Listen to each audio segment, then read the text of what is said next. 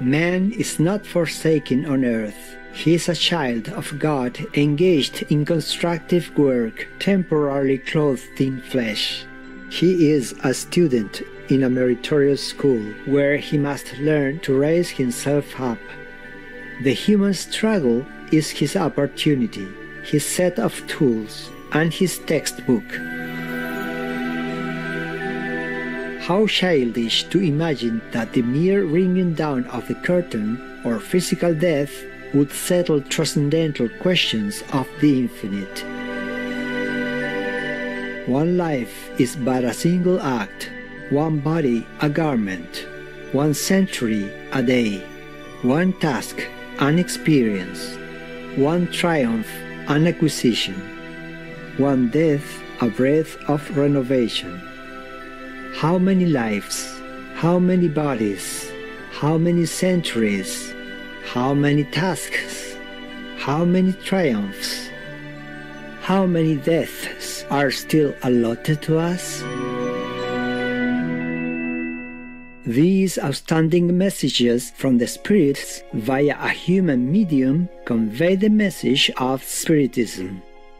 Spiritism emerged in the mid-19th century through the findings and philosophy of French educator Hippolyte Léon Denisard Rivail, also known as Allan Kardec.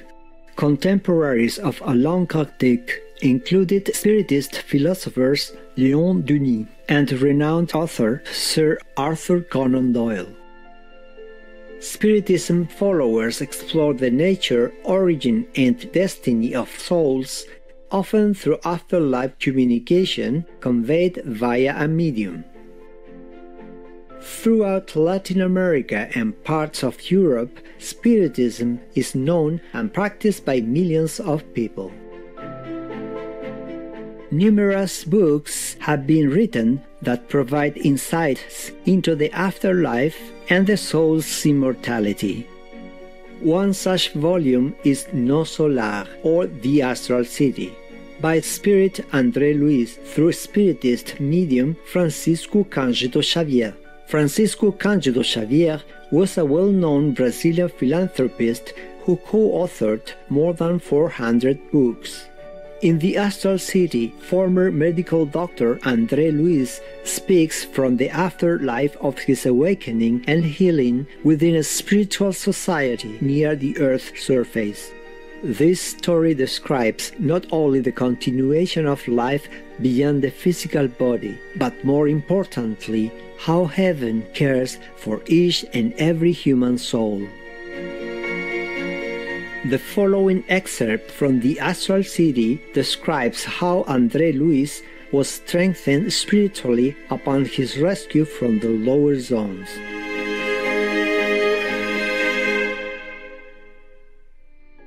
Chapter 12. The Lower Zone. After having received such precious elucidations, I felt most anxious to improve my knowledge of some of the facts he had told me about. His references to spirits in the shadowy lower zones aroused my curiosity. The lack of religious instruction on earth is very often the cause of a serious state of confusion over here. What could the lower zone be? I had heard hell and purgatory mentioned in the Roman Catholic sermons I had attended out of social obligation, but I never had the slightest notion of the lower zone. The next time I met my amiable attendant, I had all of my questions at my fingertips. He listened carefully, then replied, "Well, now, how can you be unaware of that region when you were kept there for so long?" With a shudder of horror, I recalled my past sufferings. Lysias continued, "The lower zone begins on the earth's crust. It is the shadowy zone for those who, in the world, turned a deaf ear to the call of their sacred duties, which they failed to fulfill, languishing instead in indecision, or dragging themselves into the mire of wrongdoings.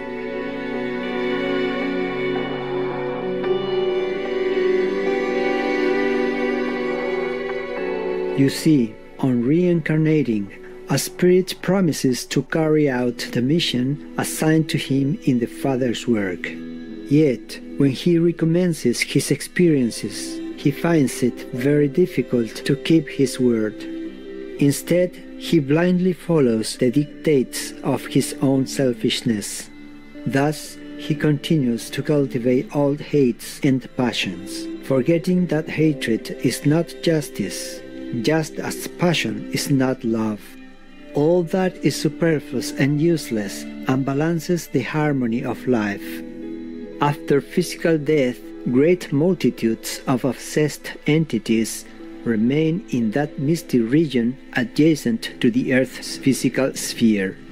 A well-accomplished duty serves as a gateway through which we enter the infinite. It brings us closer towards our goal, the sacred union with the Lord. It is natural, then, that one who neglects the tasks allotted to him should have that blessing indefinitely postponed. Lysias perceived my difficulty in grasping the full meaning of the lesson, owing to my almost total ignorance of spiritual principles, and tried to make it more objective. Now, suppose that each of us returns to the earth wearing filthy clothing in order to wash it in the waters of human life. Our dirty garment is our spirit body, molded by our own hands in past lives. Although we are granted the blessing of a new opportunity on earth, we generally forget our essential aim. Instead of cleansing ourselves through constructive efforts, we acquire even more stains, we incur heavier debts, and imprison ourselves through our own actions. We return to the world to rid ourselves of our impurities, knowing that they are utterly inconsistent with the higher spheres. How, then, can we expect to enter those luminous spheres in an even worse condition? The lower zone is a place where negative mental residues are destroyed. It is a sort of purgatory, where the refuse of delusions acquired by neglecting the sublime opportunity of an earthly life is gradually burnt away. The image could not have been clearer or more convincing. I was simply lost in amazement. Lysias, perceiving how useful these explanations could be to me, went on. The lower zone should be a region of great interest to those still on the physical plane, for it contains everything which is out of tune with a higher plane. Consider how wise divine providence was in allowing the creation of such a plane around earth. There we find compact legions of irresolute and ignorant souls, not wicked enough to be relegated to colonies of harder expiation, nor sufficiently virtuous to be admitted to higher plane. Those countless inhabitants of the lower zone are close companions to incarnate men, separated from them only by vibratory laws. It is no wonder, then, that such places are characterized by serious disturbances. There, rebellious spirits of all kinds are grouped together, forming invisible nuclei of extraordinary power, owing to the concentration of their common tendencies and desires. Many people on earth become desperate when the postman doesn't turn up or when the train is late. The lower zone is full of such desperate creatures, who, after physical death, are disappointed at not finding the Lord ready to satisfy their every whim. When they realize that the crown of glory and eternal life are awarded only to those who have worked with the Father, they show themselves as they truly are, wasting precious time on petty deeds in the lower zone. Just as in the Astral city, entities in the lower zone form a spiritual community, but their community is peopled with many different types of frustrated, idle, and perverse entities. It is the threshold, a zone of tyranny and bondage, of exploiters and exploited. Lysias stopped, but I, greatly impressed, went on questioning. But how do you account for this state of things? Do these spirits have no defense, no organization? Organization, Lysias proceeded with a smile, is an attribute of organized spirits. You see, the lower zone to which we are referring is like a home where there is no bread, everybody complains, and no one is right. The absent-minded traveler will miss his train. The farmer who does not sow cannot reap. However, of one thing you can be sure. Even in the shadows and ordeals of the lower zone, divine protection never fails its inhabitants. Each spirit remains there just the necessary time, no more, no less. And in order to carry out the work of spirit care in the lower zones, the Lord has permitted the establishment of several settlements such as ours. I suppose then, I remarked, that the lower zone must be in close connection with the incarnate plane, even a kind of continuation of it? So it is, he agreed, and you will see there the net of invisible wires connecting it to human minds. It is peopled with disincarnated entities and the thought forms of those still on earth. Every spirit, wherever it might be, is a nucleus of radiating forces which can create, transform, or destroy, manifesting as vibrations that earth science cannot yet understand.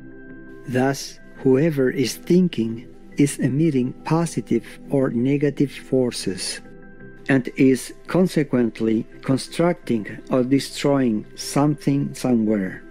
It is by means of those mental currents that men establish connection with entities in the lower zone, whose tendencies are in accordance with their own, because every soul is a powerful magnet.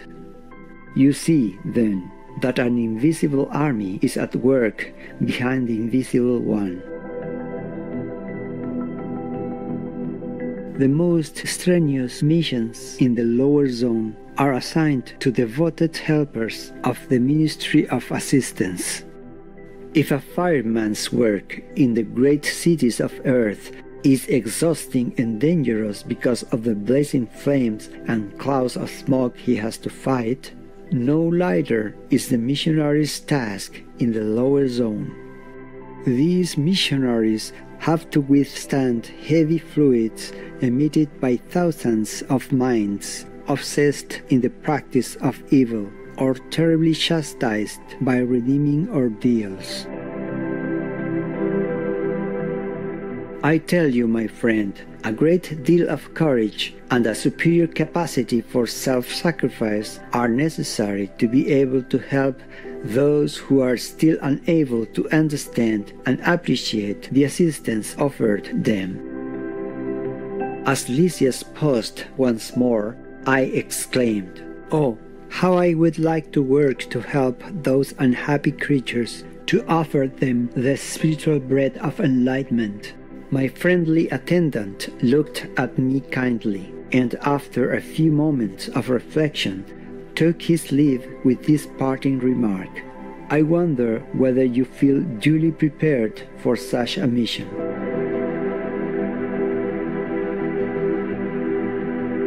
Gentle viewers, thank you for your company today for Words of Wisdom.